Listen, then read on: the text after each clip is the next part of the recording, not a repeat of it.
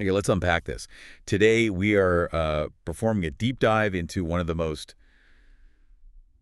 chilling, I think that's the word, Chilling is definitely the right word. and just sun-drenched, philosophically profound novels of the 20th century. We're talking about Albert Camus' 1942 masterpiece, The Stranger. Or L'étranger, of course. Right. And this is so much more than just a classic novel, isn't it? Oh, absolutely. It's really a searing philosophical examination, but it's disguised as this deceptively simple crime story. Mm-hmm. Our mission today, using the sources you've provided, is to really show you why this book is still such a potent critique of how we live our lives right now. Yeah. It's a raw, unsettling look at social pressure, conformity, and the genuinely dangerous consequences of refusing to lie about your emotional truth. And the sources, they hit you with this core premise immediately, and it's almost criminally simple. It is. A man named Meursault commits a murder on a blindingly bright beach in Algiers for, seemingly no reason at all. Right. That's the key phrase, no reason. But the real question, the one we're tackling in this deep dive, and it's the one that shifts the entire focus of the book, is this. Was the murder his real crime? Or was the real crime simply his refusal to participate in society's necessary emotional fictions? Exactly. So we have a deep journey ahead of us. We do. We'll be exploring the philosophy of the absurd, the oppressive, almost active weight of the Algerian sun as an antagonist. As a character, almost. As a character, yeah. And most importantly, how a man's radical commitment to honesty makes him an alien and a étranger in a world that is built entirely on these comforting fictions and expected emotional performances. So let's just be direct. Why should a listener in 2025 dedicate serious thought to a book that was written, 80 years ago, about a guy who shot someone on a colonial beach? Well, our sources gave us this killer hook that makes it so deeply relevant. And what is it? What if the only way to be truly painfully honest was to become a monster in the eyes of the world? Oof. That lands. And what's fascinating here is how Camus's critique of performance, it's become even more acute, even more intense in the 21st century. I was just thinking that. The sources really highlight that this book is a terrifying reflection of our world right now. Absolutely. I mean, just think about the world we live in. We are constantly performing emotions. We are curators of our own lives. All the time. At work, you perform professional distress or enthusiasm. On social media, you post your triumphs, but you never post the mundane, painful indifference of a Tuesday afternoon. Never. You show the world the emotions you're expected to feel. You say, I'm fine, when you are absolutely not fine. You have to. It's the social contract. It requires it. And this performance, it extends to our most solemn rituals, doesn't it? It really does. We perform grief at funerals. We follow this choreography of sorrow that often has very little to do with the actual complex, sometimes indifferent feelings we might have. Yeah. Or we perform excitement at milestones. Camus was observing just how crucial this adherence to an emotional narrative is for society to even function. But the danger of the stranger, it lies in what happens when that performance just stops. What happens when a person refuses to curate their life, when they just will not lie about their emotional truth. And Meursault's truth is indifference. It's a detached acceptance of what is. He doesn't feel sorrow at his mother's funeral, so he refuses to pretend that he does. And that refusal, this radical honesty about apathy, that is the essence of the danger in the book. It's why it resonated so profoundly at the time, and I think it's why it still terrifies us now. For sure. Society is structured to understand and often forgive a crime that's motivated by passion or love or even calculated greed. Right, those are emotional currencies we all understand. We deal in them. But indifference. A murder committed because of the sun. It's incomprehensible. It's a fundamental threat to the rational moral framework of the court, of the community, of everything. And the sources really emphasize this point beautifully. The book forces you to confront this incredibly uncomfortable possibility that our most important societal rituals. Like grief, justice, love. Exactly. That they're just elaborate, shared stories we tell ourselves to maintain order and to keep the silence of this vast, uncaring universe at bay. And Meursault is the man who looks at all the storytellers, shrugs his shoulders, and just refuses to participate in the narrative. His crime, then, fundamentally, is his authenticity in the face of all this societal fiction. And that's what makes this book a necessary read for anyone trying to navigate a modern world that is just saturated with curated authenticity and performative outrage. Okay, let's get into the specifics of the novel. We should start with the environment because it shapes Meursault so much. The setting is Algiers, in French Algeria. Yeah. And this isn't just a geographical location, it's a character in itself. It really is. It's a sensory world, and it's defined by this relentless physical heat, the smell of salt on your skin, the blinding glare of the sky. That emphasis on the physical is it's absolutely critical, isn't it? It's everything. Meursault experiences the world as more real to him through touch and temperature and sight than through abstract concepts like love or sorrow or ambition. Right. The whole novel is lived entirely through these immediate, tangible sensory inputs. So our protagonist, Meursault, he lives in this state that the sources call radical presence. That's a great term for it. He's a passive man who operates by a set of rules that are centered solely on the immediate, tangible world.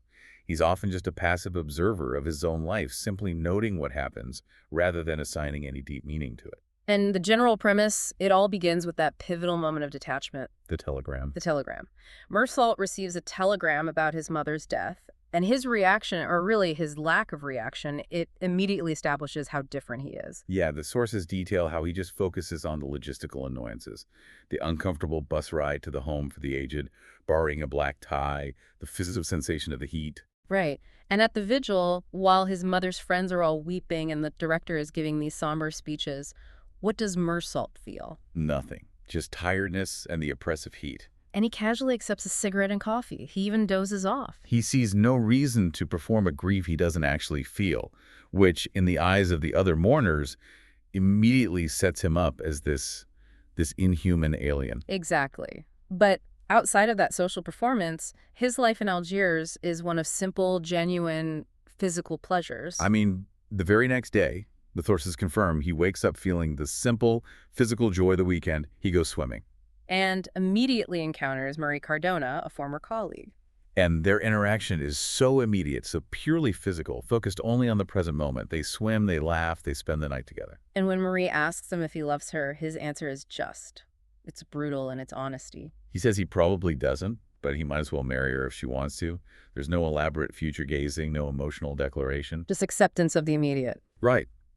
And this simple physical existence, marked by dating Marie, enduring the heat, living in the moment, it starts on this collision course with the ugly, conventional violence of his neighbor. Raymond Sintez. Raymond, a volatile, passionate man dealing with jealousy and a cheating mistress. Meursault, acting purely passively, agrees to help Raymond write this humiliating letter to his mistress. But not out of malice. That's the key. No, not at all. It's because, as the sources note, he didn't have any reason not to. He's just detached, compliant, and he completely fails to recognize the gravity of participating in a passionate drama like that. And that detached compliance, it sets the entire catastrophic machine in motion. All right, we have to get into the spoilers section now. Okay, let's do it. Because this section details the catastrophic culmination where Meursault's physical world turns violently against him. And the sources describe the sun just morphing from this simple source of light and pleasure into a tangible, malevolent force. An antagonist. It becomes the antagonist, driving the action. The day of the crime is just defined by escalating physical tension. It's fueled by that earlier confrontation between Raymond Meursault and a group of Arabs, one of whom is the brother of Raymond's mistress. Right. And after that initial scuffle, Meursault and Raymond retreat, but then Meursault, for some reason, returns to the beach. But it's not a reason in the normal sense. He's driven by pure physical impulse. He's looking for the cool spring behind a large rock because he's overwhelmed by the physical reality of the oppressive heat, which feels like a violent weight. And the sources paint this terrifying sensory picture of that moment. The sand is burning through his shoes, the glare is excruciating. The sun is personified, isn't it? He says it's pressing on my back and making his head swim. Yeah, it's a world that's on the verge of combustion, and Meursault is the spark. So as he reaches the spring, he encounters the Arab man who had injured Raymond earlier. And the sources really emphasize that this confrontation is almost silent. It's entirely physical. The Arab draws his knife, and the light reflecting off the steel blade flashes. And Camus describes it as a long, searing blade that stabs directly at Meursault's already stinging, sun-blinded eyes. And this is so critical. The violence isn't triggered by intellectual fear or the realization that his life is in danger. It's a physical assault on his senses. The blinding light and the crushing heat. Exactly. He says his whole being tensed up, and the trigger gives way. He fires one shot, and it's framed as this involuntary spasm against the unbearable physical assault of the sun. The traditional human motivation, it's just completely absent. which makes the act itself meaningless in a conventional moral sense. But the novel doesn't stop there, and this is where the true choice happens. Right. After that first shot, he pauses, and then he fires 4 more times into the motionless body. I really want to unpack this a little.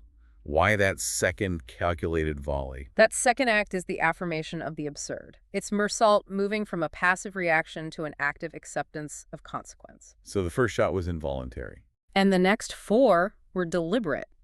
The sources detail how he calls this act 4 quick knocks on the door of unhappiness. It's such a chillingly rational punctuation mark. It confirms the finality and the immediate consequence of the meaninglessness he's embraced. It's the moment his life becomes undeniably bound by conventional, structured justice, crime, death, even though his motive was anything but conventional. So Meursault is arrested, but the trial that follows is the true focus, isn't it? It's the sociological critique of the novel. Oh, absolutely. It becomes devastatingly clear that he is not primarily on trial for murder. He's on trial for failing to be a proper man. The courtroom becomes a judgment on his moral vacancy and his violation of the social contract. And the prosecution, in this brilliant but terrifying legal strategy, completely bypasses motive and just focuses on his past behavior as evidence of a monstrous, soulless character. They bring up his clinical indifference at the vigil, The coffee and cigarettes. his swimming, and dating Marie the very next day. They argue that a man who shows no sorrow for the source of his life cannot possibly value any other life. And the sources highlight that terrifying rhetorical climax. The prosecutor claims Meursault is morally guilty of his mother's death. And this is where the system just completely abandons justice for narrative. The objective facts of the murder become secondary to constructing this story of a moral anomaly who has to be purged from society. And here's that critical detail we need to talk about.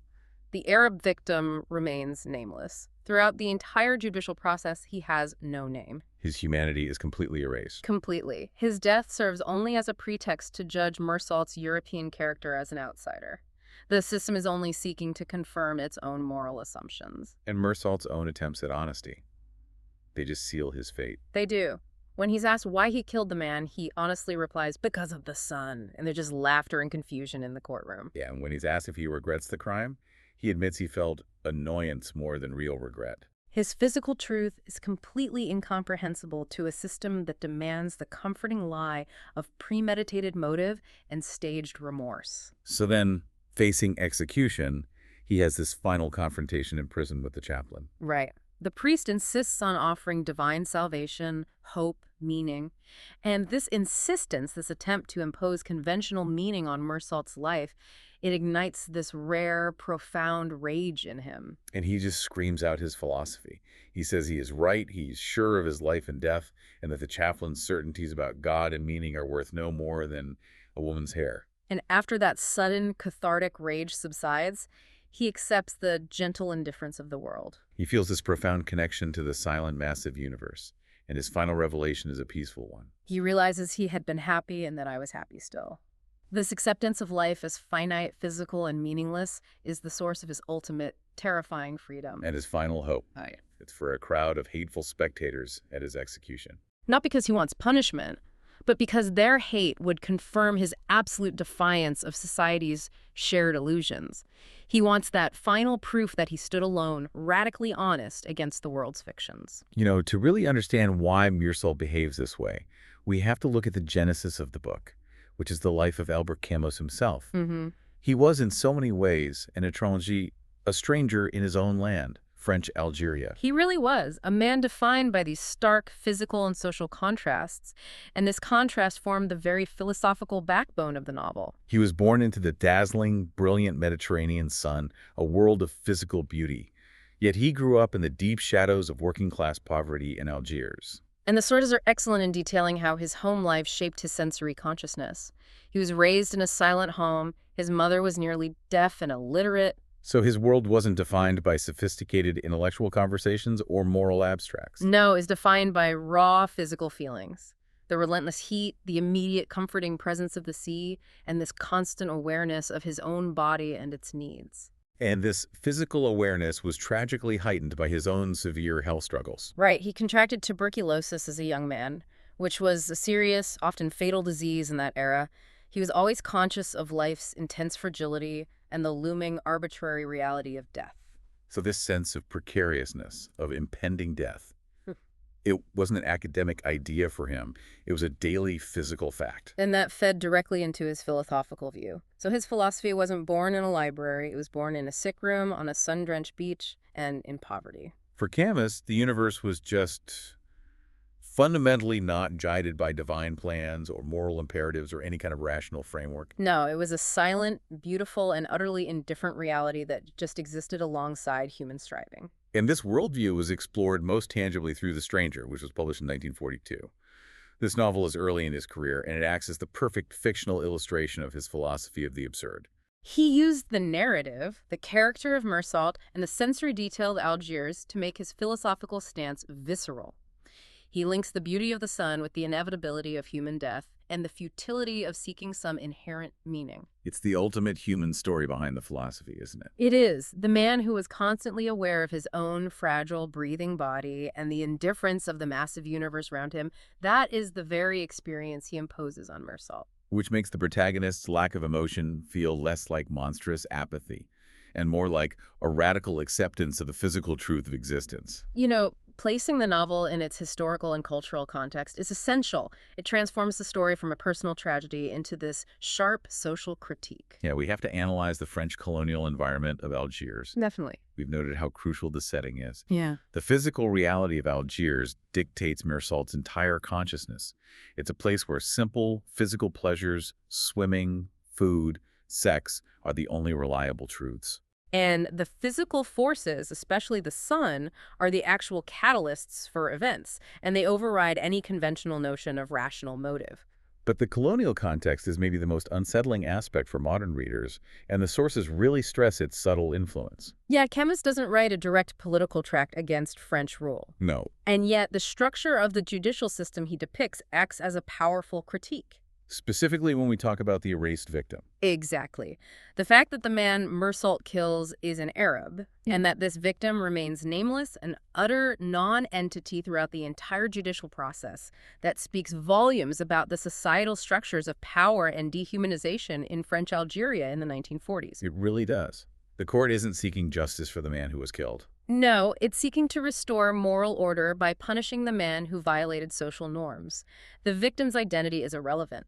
The focus is solely on the moral character of the European defendant, Meursault. And that literary choice, the explicit refusal to name the victim, is such a powerful symbolic critique by Camus, whether he fully intended it as such or not.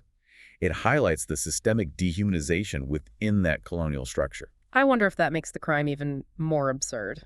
How so? The victim is killed by a physical force, the heat and the light, and then he's immediately erased by a social force, which is the court. That's a great point, precisely. The victim never existed in the eyes of the system, which just reinforces the novel's larger point. The world operates on indifference, and human systems just overlay that indifference with their own arbitrary rules. The Arab is nameless because his death isn't an event for the court. It's a pretext. It's a pretext for moral policing, exactly. And in terms of its literary groundbreaking nature, the novel was revolutionary. It landed right in the midst of modernism and ushered in the philosophical movement of absurdism. Right. Up until this point, so much of Western literature relied on the idea of a rational universe, or at least a moral struggle between good and evil that had some kind of meaning. And Camus just shattered that. He confronted this unsettling possibility that our systems of justice, our religious rituals, our shared belief in a rational universe, they were just stories we tell ourselves to cope with the cosmic silence. It was a world stripped of comforting illusions, asking readers to recognize the inherent lack of meaning. And this challenged the rationalist and moral structures of society. It was controversial not because it described a murder, but because it suggested that the man who felt apathy and confessed it was the most authentic man in the room. Yeah, which was a radical rejection of established social norms and moral expectations right before the chaos of World War II fundamentally shook Western certainty. It forces the reader to acknowledge that if the universe is indifferent, then all our human efforts to impose meaning, like the detailed choreography of a funeral, the solemn rituals of a trial, the concept of divine love, they are all fundamentally arbitrary constructs, designed only for human comfort. And Meursault's story is just a test of the durability of those constructs. Okay, now we get to the core of this deep dive, the massive philosophical ideas that cement this book as a legend. Let's start with the central pillar, the absurd and indifference. Right. So the absurd, for Camus, isn't just a description of meaninglessness. It's the fundamental, tragic, and eternal conflict between humanity's innate, desperate search for meaning, Which we all have. which we all have, and the universe's silent, unyielding, and eternal indifference to that search. Meursault doesn't invent this philosophy, he just lives it. So he's not a nihilist then. He doesn't believe nothing matters and therefore embraces destruction. No, that's a key distinction. He's an absurdist. He recognizes the conflict, refuses to escape it through suicide or religion, and instead embraces the immediate physical moment. Exactly. Meursault embodies the absurd by living without the comforting illusion of purpose or divine meaning.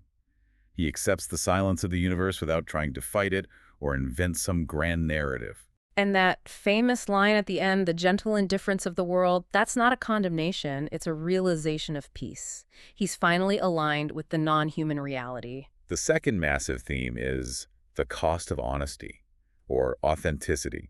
Meursault's commitment to his own physical truth and his utter refusal to perform the required emotion, whether it's grief, love, or remorse, that's what ultimately makes him an alien and a threat to society. It's the authenticity that's deemed dangerous, not the crime. Society needs predictable emotional behavior to function. Meursault denies them that predictability. He refuses to lie, even the small, polite, necessary lies. When the magistrate asks him if he believes in God, and Meursault just says no, he's not making a political statement. No, he's just reporting a fact about his current inner state, that's all. Right.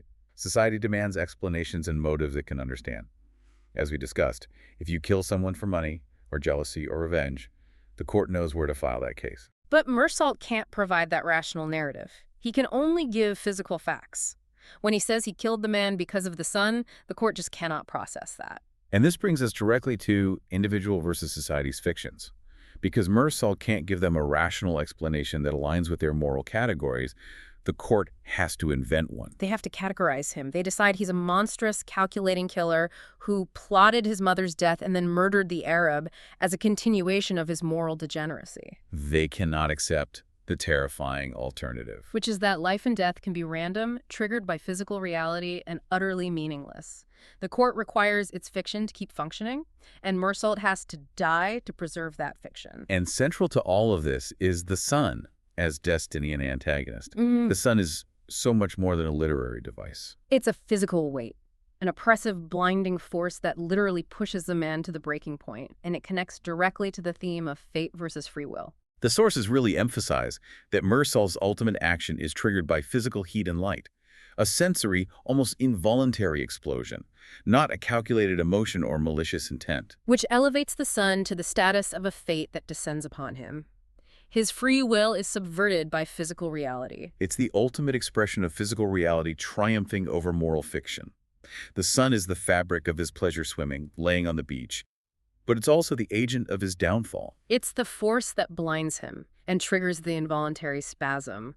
It reflects the brutal, uncaring reality of the universe. It shines beautifully, but it also burns indiscriminately, demanding nothing from Meursault and giving him nothing but physical sensation in return. If you strip away the sun as the antagonist, you really just have a conventional murder story. You do. By making the sun the catalyst, Camus insists that we focus on the sheer contingency of life. Meursault was there at that moment, the heat was too much, the light was too bright, and the gun went off. No deeper meaning is necessary. But society insists that a deeper meaning must exist, and that insistence is the core tension of the entire novel. So the characters are the vehicles for all these philosophical ideas. Yeah, let's look at Meursault himself, the alien. He's often described less as a man and more as a consciousness just floating through reality. He's the ultimate anti-hero precisely because he lacks motivation in the conventional sense. He's driven entirely by immediate sensation, never abstract thought about the future, or deep reflection on the past. The sources note he's passively pulled into Raymond's drama because he didn't have any reason not to. Right. He has no ambition, no moral compass other than pure honesty about his feelings, or lack thereof. And this honesty is his tragic flaw. When Marie asks if he loves her, he says he doesn't know, but it doesn't mean anything. He agrees to marry her simply because she wants to, and it requires no effort on his part. He is authentic to his lack of feeling, But this authenticity makes him utterly unreadable. And therefore incredibly dangerous to a society that demands predictable emotional currency in things like love and commitment. And Marie Cardona, in this framework, she represents simple physical joy and presence. Their relationship is purely of the moment. Swimming, laughing, sex, the warmth of the body next to his. The fact that their relationship begins the day after the funeral is critical. The court uses that timing as proof of his moral emptiness. Because they're unable to comprehend that physical pleasure and grief can be entirely separate, or that someone might genuinely feel nothing at a funeral, yet be capable of profound physical enjoyment the next day. Then you have Raymond Sintes, Meursault's volatile neighbor, who's the perfect foil. Raymond represents intense, conventional, and violent emotion. He's filled with jealousy, rage, the desire for calculated revenge against his mistress. And Meursault essentially becomes an empty vessel for Raymond's drama. His compliance in writing that letter isn't an act of friendship or loyalty. No, it's an act of detached observation and passive participation in a human drama that he finds mildly interesting but ultimately irrelevant to his core existence. And what about the character who's often overlooked, Salamano? Yes. The old neighbor and his mangy dog. Salamano offers this strange yet conventional paradox of human emotion. He constantly abuses his dog, dragging it around and yelling at it. But when the dog runs away, he's genuinely devastated. He's distraught. And Meursault just observes this strange, codependent, emotional truth with a mild curiosity. And that relationship is important, I think, because it illustrates that even complex, conventionally ugly emotion, this abusive, codependent love, is still a recognizable form of human attachment. Right. Salamano is attached to the dog's presence, even if he abuses it. Meursault, on the other hand, is profoundly detached from all human connection until his final moments of clarity. And that lack of attachment is what the court deems morally reprehensible. He's judged not for being cruel, but for being indifferent.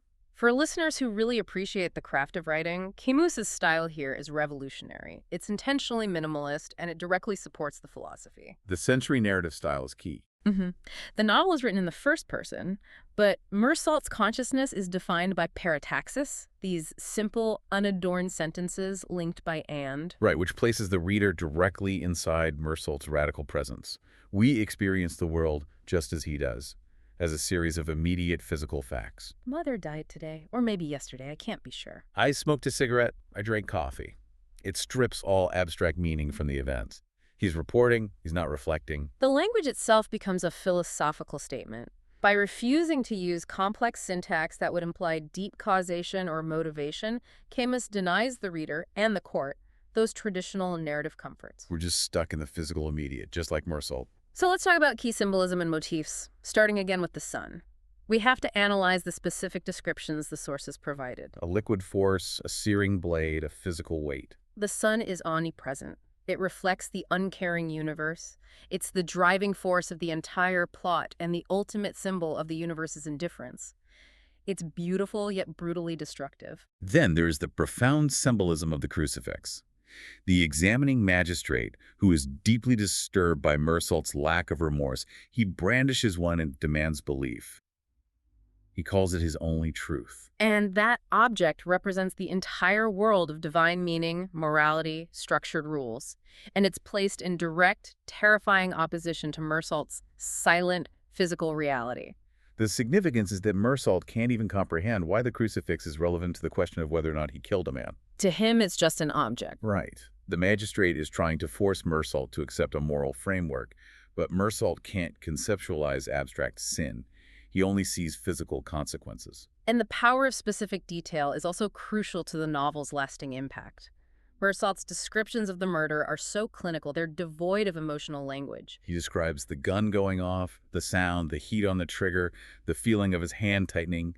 This clinical reporting is what unnerves the reader and society alike because it removes the dignity of motive. Which brings us back to that famous imagery that sticks with everyone. The 4 quick knocks on the door of unhappiness. Yeah. It's not a description of passion or fear. It's a chillingly rational metaphor for accepting his fate. It suggests an almost sudden, detached self-awareness that he is entering a new, darker, and final phase of his existence. Yeah. The phase ruled by the justice system. It's not an act of passion, but an almost ceremonial punctuation mark, affirming the existential consequence of that first involuntary shot. So how was this profoundly uncomfortable novel received when it first hit the world in 1942 in the middle of a global crisis? Right. Camus was tapping into a societal wound, and the initial reaction was complex and often hostile. The novel's immediate reception was really dominated by controversy and misunderstanding, especially around Meursault's emotional state. Critics and readers, they struggled with a protagonist who was neither morally good nor conventionally evil, but simply neutral. A character who seemed to excuse murder by claiming he was blinded by light. The courtroom's reaction perfectly mirrors the wider public's difficulty, doesn't it? It does. Their inability to understand his physical truth, that famous line, because of the sun, it causes laughter, confusion, and then just utter revulsion. Camus's contemporaries wondered if he was advocating for amorality or simply documenting the collapse of Western ethical systems. And as we noted, the disturbing detail that remains so crucial for modern reception is the erased victim. Critics today rightfully analyze that the nameless Arab victim highlights the deep-seated colonial biases of the French judicial system that Camus put on stage. And that detail ensures that modern readers see the book not just as a philosophical statement, but as a searing social commentary on power and indifference. But the novel became a classic, and the sources explain why. It perfectly articulated the anxiety of the post-war world, the collapse of divine narratives, and the rise of existential or absurd philosophies. It gave voice to the idea that life was inherently without a guiding script, which was a feeling many people had after two devastating world wars. And today it remains a classic because it's so incredibly relevant to our mediated world. The trial as performance is maybe its most chilling contemporary parallel. The courtroom is a machine that's designed to categorize behavior, to restore balance, and Meursault is the uncomputable anomaly who refuses to fit the algorithm. And the verdict is ultimately dictated by public narrative and emotional expectations, not objective facts. Which sounds terrifyingly familiar. We see this dynamic play out every day in how public figures are judged on social media, where the performance of remorse or humility often matters infinitely more than the actual facts of the transgression. The court needed to prove Meursault was a monster so they could uphold their fiction of a rational world where murderers have understandable motivations. They couldn't accept that he was just a man caught by the sun and chance who refused to weep on cue. The influence of the stranger stretches so far beyond literature. Its cultural legacy lies in its fundamental challenge to manufactured reality and its contribution to the existential movement. It forces us to confront this question. Why do we value a performance of grief or remorse over the uncomfortable truth of indifference? And this struggle against the prescribed emotional life has influenced generations of artists, writers, and filmmakers dealing with themes of existential isolation and the outsider. The modern relevance is particularly acute in media. Think of any modern film or novel where the protagonist is an emotionless observer, a character who experiences profound events but narrates them with clinical detachment. That archetype owes a massive debt to Meursault and Camus's sensory style. For sure. The concept of the trial by outrage, where public narrative dictates guilt over objective facts, is a direct echo of Meursault's experience. He was found guilty because the crowd represented by the jury and the prosecutor found his life morally offensive, not strictly because of premeditation. It's the ultimate critique of performative sincerity. The book continues to matter because it holds a mirror up to every time we have had to swallow our true feelings to fit in, and it warns us of the consequence of refusing to swallow. Meursault paid the ultimate price because he refused to write the conventional apology narrative. And this novel taught the world that there could be heroism, or at least a profound integrity, in a man who simply says, "I feel what I feel, and I will not lie to conform to your expectations of sorrow or love." That quiet, terrifying rebellion is its lasting legacy. This deep dive into the sources, it really highlights the paradox of Meursault's journey. Let's talk about his final moments. His quiet rebellion against the chaplain is a self-purge of hope, which Camus saw as the ultimate trap. Yeah, the trap of trying to find meaning where none exists. That scene is the philosophical climax. Meursault's rage is born from a desire for respect for his own reality. He rejects the chaplain's promise of salvation because it asks him to deny the beautiful physical life he actually lived. He would rather die honest than live a lie wrapped in the comforting blanket of religion. And this leads to the ultimate freedom. Stripped of everything, his job, his freedom, Marie, his life, Meursault achieves this profound inverted peace by fully accepting that life is finite and meaningless in the cosmic sense. He connects to the gentle indifference of the world, which he realizes is exactly the same indifference he experienced throughout his happy physical life. This final surrender to the absurd is his true liberation. So if you, the listener, pick up the book, what should you pay attention to? Pay attention to the subtle sensory details above all else. Ignore the dialogue if you must, but note the precise descriptions of Meursault's body, the heat, the glare, the smells. These reveal more about his authentic state than any explicit emotion he expresses. That sensory language is where the authenticity is hiding. Exactly. The book isn't about finding meaning. It's about finding peace without meaning. And that can be terrifying for some readers because it challenges every established belief system we use to structure our lives. But for Meursault, that realization that he had been happy and was happy still was the final truth that set him free. Before we conclude, there is this one fascinating detail from Meursault's time in prison that perfectly encapsulates his shift in consciousness. From a merely passive man to a reflective absurdist. Yes. The memory exercise. The memory exercise. Deprived of the physical sensations that had defined his life, the sea, the sun, he undertakes this remarkable task of recalling the tiniest details of his old apartment. He mentally reconstructs every piece of furniture, every crack in the ceiling, the sound of the streetcar. And it's such a powerful idea. He realizes that this meticulous mental exercise, this perfect recall of the tangible, opened up new depths of consciousness. He concludes that a single day holds enough memories, enough sensory data to sustain him for 100 years in prison. It's the triumph of the tangible over the abstract, even in the face of death. The reality of his physical past life is more sustaining than any abstract promise of heaven or purpose offered by the chaplain. It's his final defiance. So Camus leaves us with this terrifying and brilliant question as the final takeaway, one we want you to mull over in the context of our performance-driven world. In a society that constantly demands we perform, curate, and lie about our feelings, what would you be willing to lose? Just to tell the truth. That is the central, brutal tension of The Stranger.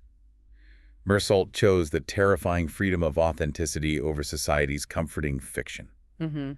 He found a final, profound peace by admitting that nothing truly matters in the grand scheme, but that the physical moments of his life mattered absolutely to him. Thank you for sharing your sources and joining us for this deep dive into Camus's world of sun, silence, and defiance. We hope this analysis gives you a deeper context for why this novel remains so vital. And encourages you to explore the philosophy of absurdism further. If you enjoyed this detailed exploration, continue to seek out knowledge and question the conventional narratives that structure your life.